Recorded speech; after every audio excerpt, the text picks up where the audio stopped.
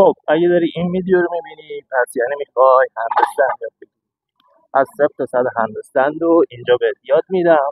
فقط تا آخر با من همراه باش و تمرینات خوب یاد بگیر. برو بریم. خب تمرین اول که باید برای هندستند انجام بدیم حرکت کت کمل هستش. به این صورت که انجام میدم دقت کنید. دستا به اندازه عرض شونه باز میشه. پاها به این صورت پشت جفت میشه. انگشتای دست از هم بازه. نگاه به زمین وسط دستا. شونه ها میفته. کتفا نزدیک هم میشه. فشار دست میدیم. کتفا از هم دیگه دور میشه. این تمرین رو 3 ست 10 تایی باید اجرا کنید، چون که فشار دست رو باید یاد بگیرید و همچنین که پشتتون رو بکشید بالا و شونه ها اینجوری نیفته، چون تو هندستند این یه تکنیکی که حتما باید یادش بگیرید که شونه ها اینجوری نیفته، باید بکشید بالا و به این حالت باشه. بعد از این تمرین که تونستید راحت انجامش بدید، حرکت اسکاپولا پوشاپه که به این صورت انجامش میدید. دوباره کتفا نزدیک هم میشه، از هم دیگه دور میشه، شونه میفته، کتفا نزدیک هم، فشار دست میدید، پشت میکشید بالا و کتفا از هم دیگه دور میشه. این رو هم 3 ست 10 تایی اجرا میکنید. وقتی خوب یاد گرفتیم و انجام بدی 3 ست 10 تایی و خیلی راحت شدی باهاش، میریم مرحله بعدی. قابل ذکره که انجام پوشاپ هم مهمه که بتونی پوشاپ رو انجام بدی. حالا یه ست انجام میدم که فرمش رو بدید. این پوشاپ صحیحه. حالا آموزش پوشاپ رو تو پستای بعدی حتما براتون میذارم. خب مرحله بعدی که باید انجام بدیم اینه که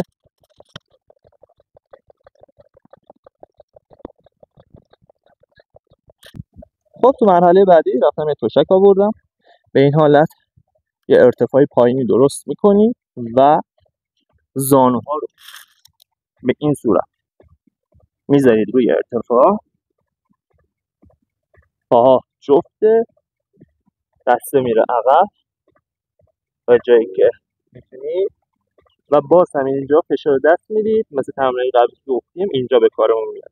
فشار دست میدید و خودتون رو میکشید بالا.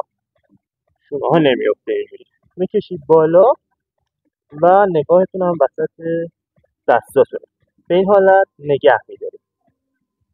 این تمرین رو 3 ست 60 ثانیه‌ای باید راحت بتونید انجام بدید و بعدش چیکار میکنیم؟ میایم ارتفاع باکسمون رو بیشتر میکنیم. به جای این ارتفاع میایم در این ارتفاع انجام میدیم. اجرا میکنم ببینید.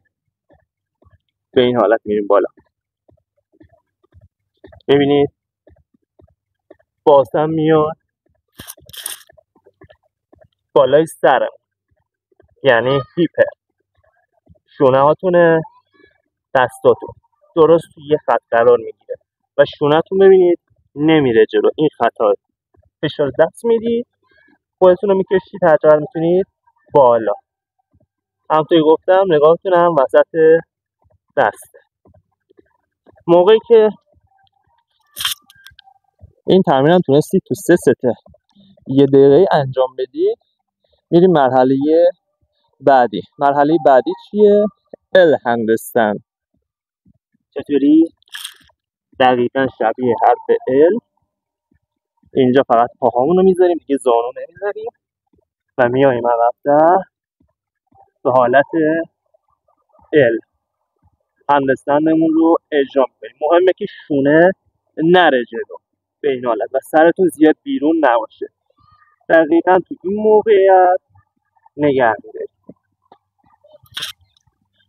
این تمرین رو هم باید 3 ست 1 دقیقه‌ای بتونید انجام بدید. بعدش میریم سراغ مرحله بعدی. مرحله بعدی چیه؟ همین ال هندستند رو اجرا میکنیم. یه پامون رو جدا میکنیم میبریم به حالت هندستند کامل. اجرا میکنم.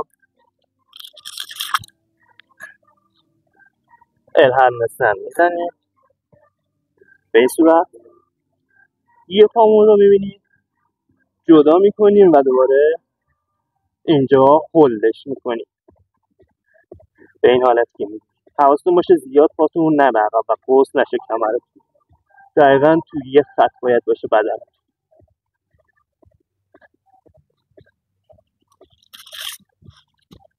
خب بعد از اینکه این تمرین رو هم تونستید تو 3 ست 1 دقیقه‌ای برای هر پا انجام بدید، میتونیم وارد مرحله بعدی بشیم. مرحله بعدی چیه؟ وقتی تا این مرحله اومدید یعنی شما استابیلیتی شونه‌تون و دستاتون به اندازه کافی قوی شده و میتونید یواش یواش به سراغ پرتاب هندستن. پرتاب هندستن چه شکلیه؟ یه پاتون رو میذارید جلوتر، ترجیحاً پای چپ باشه، دستا رو زمین، فاصله پا با دستا رو دقت کنید. به این حالت پای جلویی همه، چون باید مثل فنر شما رو پرتاب کنه بالا. پا عقبی ببینید صاف اصلا خم نمیشه و به این حالت آروم پرتاب میکنید بالا. یکی از اشتباهاتی که بچه‌ها انجام میدن اینه که محکم پرتاب میکنن و به این حالت میبینید قوس میدن. این اشتباهه. حواستون باشه پای عقبی کاملا صاف، پا جلویی خمه، به پرتابتون کمک میکنه و بعدش پای جلویی هم صاف میشه.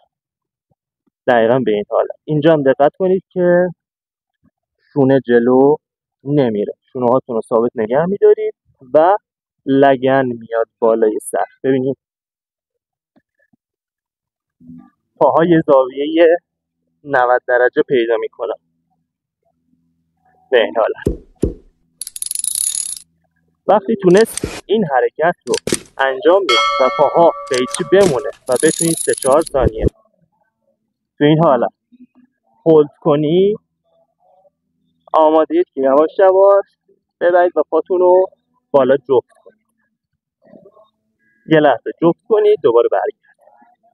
موقع برگشتم به همون شکل پای چپی جلو میاد و پای عقبی اگه پشو بذارم از پشت. یه لحظه مکس، دوباره. خب این تمرین نیاز به تکرار داره، باید انقدر انجام بدید تا جاش رو پیدا کنید، تعادلتون رو پیدا کنید و مسلط بشید بهش. زمان میبره طبیعتا، کار 1-2 روز نیست، حوصله میخواد، صبر میخواد. بعد انقدر انجام بدید که بهش تسلط پیدا کنید. بعد از اینکه تونستید این کار رو انجام بدید، مرحله آخری که گفتم، میتونید از حالت ایستاده پرتاب رو شروع کنید. تو پرتابتون باید دقت کنید که زیاد با سرعت زیاد با شتاب زیادی پرتاب نکنید که از اون ور بوم بیافتید. خیلی با کنترل پرتابتون رو انجام بدید. یه دونه انجام میدم.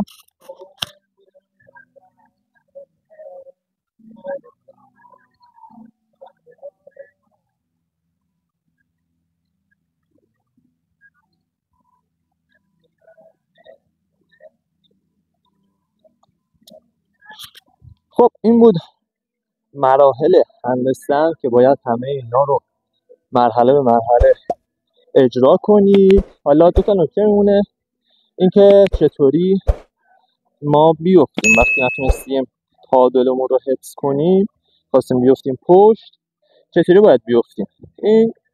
این رو به 2 شیوه میتونید انجام بدید. یکی اینکه غلط بزنید رو به جلو، 2 اینکه از بغل از پهلو یه پاتون رو بذارید زمین و یه دستتون رو بردارید و فرود بیایید. اول غلط رو اجرا میکنم ببینید.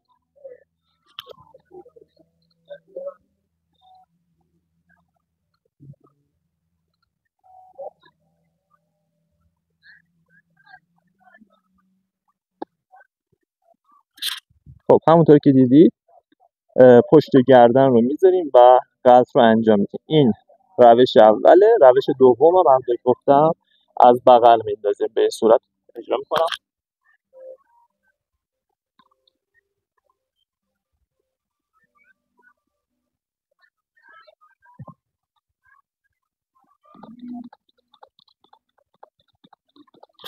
این هم روش دوم بود. به هر دو روش میتونید فرود بیاید موقعی که نتونستید کنترلتون رو حفظ کنید تا اینکه آسیب نبینید. خب این آموزش هندسه بود. خوشحال میشم اگر سوالی داشتید، نظری داشتید حتما برام کامنت کنید و اگر این پست به دردتون خورد حتما لایک کنید چون خیلی به دیده شدن پیجمون کمک میکنه و اینکه اگر حرکت خاصی مد نظرتونه میتونید برام کامنت کنید و تو آموزش‌های بعدی براتون بسازمش.